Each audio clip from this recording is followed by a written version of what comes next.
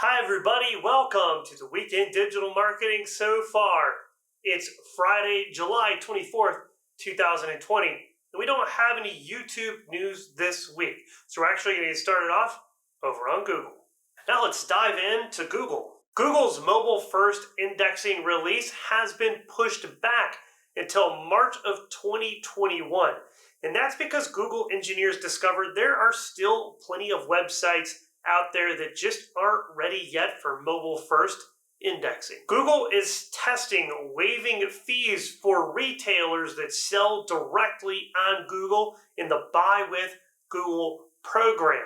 They're also going to allow retailers to use PayPal or Shopify to process the payments. So if you're an e-commerce retailer out there, especially if you're on Shopify, you can now sell products if you can get into this test, or if it goes to everyone else, if they roll this out to everybody, you can sell directly on Google. You can have the payments processed by Shopify and pay a $0 commission to Google. That's a much better alternative than selling through Amazon all of a sudden. So this is Google gearing up and going to war against Amazon.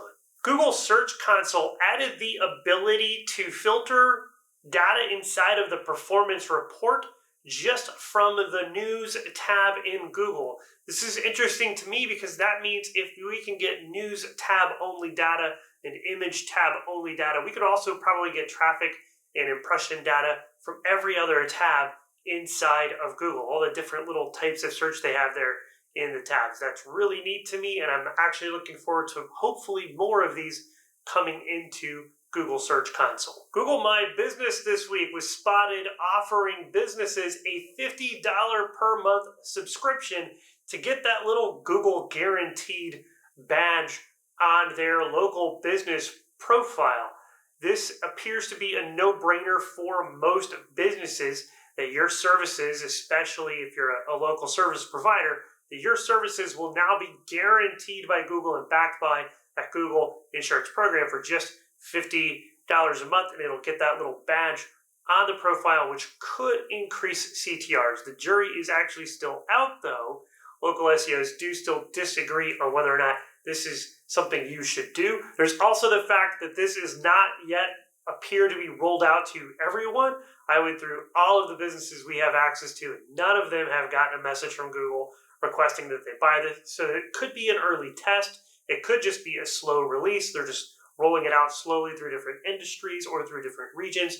But pay attention, see if you get an email from Google My Business, or check your Google My Business dashboard and see if you get anything from Google about this to buy the $50 a month Google guaranteed subscription. In Facebook news, Facebook is running a design test on Facebook pages that eliminates that big thumbs up like button and also eliminates the page like count. Instead, this new design focuses on follows and followers, very similar terminology to their Instagram platform. The current head of Facebook's newsfeed took to Twitter to defend the algorithm of the newsfeed, and during his defense of the newsfeed algorithm, he pointed out that right now the public doesn't have access to impression data.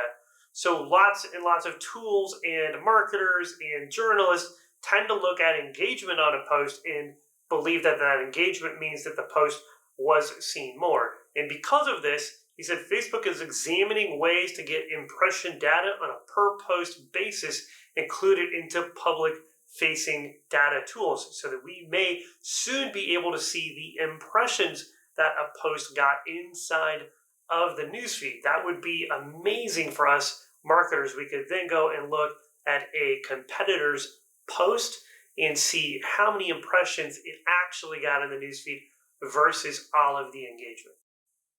Over on Instagram, Instagram is testing the ability for users to add links to fundraisers via the Instagram profile. This sounds like it's going to work a lot like the birthday fundraiser feature on Facebook, and they're just going to tweak it a little for the Instagram platform.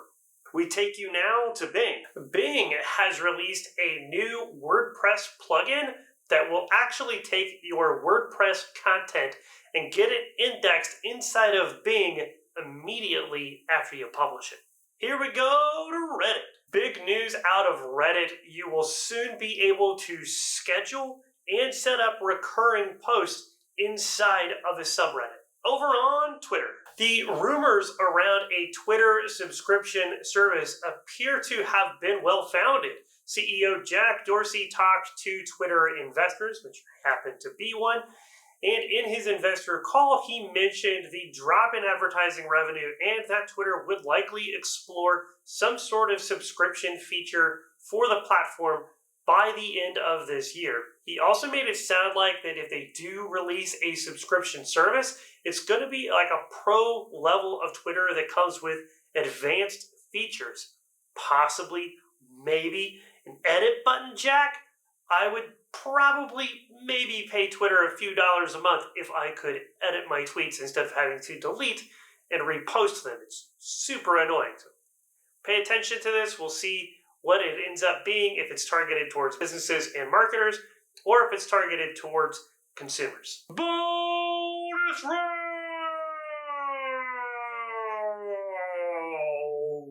Spotify is going to war against YouTube with video podcast. Apple has released some of their search ranking factors, and when you read them, they sound incredibly familiar. That's because Apple Search, which is barely used inside of Apple at all and inside of Siri product at all, but it uses links and it uses user engagement with the search results to determine what are the best links and the best content to show Apple Search users. This could be a hint that Apple is exploring the idea of dropping Google or reducing the dominance of Google inside of Apple products and maybe building their own Apple Search product, which would be pretty neat for us SEOs to get into and suddenly have to work on Bing and Apple Search and Google and DuckDuckGo. It'd be really cool to be back like the 90s again. We'll have multiple search engines we have to work on. Finally this week, WordPress has announced that WordPress 5.5 will include sitemap.xml files for the first time in the history of WordPress inside of the core WordPress architecture. Sitemap.xml files, for those you don't know, have been around for about 15 years. They are pretty old technology that allow search engines to crawl an XML file of the website that lays out all the pages and blog posts and content of the website. If you're already using something like Yoast or another plugin to manage your XML sitemaps inside of WordPress, you probably don't need to worry about this. But for those that don't know anything about SEO, this is kind of neat because they'll now get out of the box sitemap.xml files. There's a teeny problem though. The default sitemap file name is not sitemap.xml, it's wp-sitemap.xml. So SEOs pay attention when you're working with that, but interesting news out of WordPress. They finally paid attention to SEO after 15 years. Well, that's it for the weekend digital marketing so far for this week. If you liked the video, do me a favor, head down below and give it a big old thumbs up. And if you really like the video, consider subscribing to the channel and go ahead and hit that notification bell so you can get notified when we put out another video next week. And, well, I'll talk to you next week.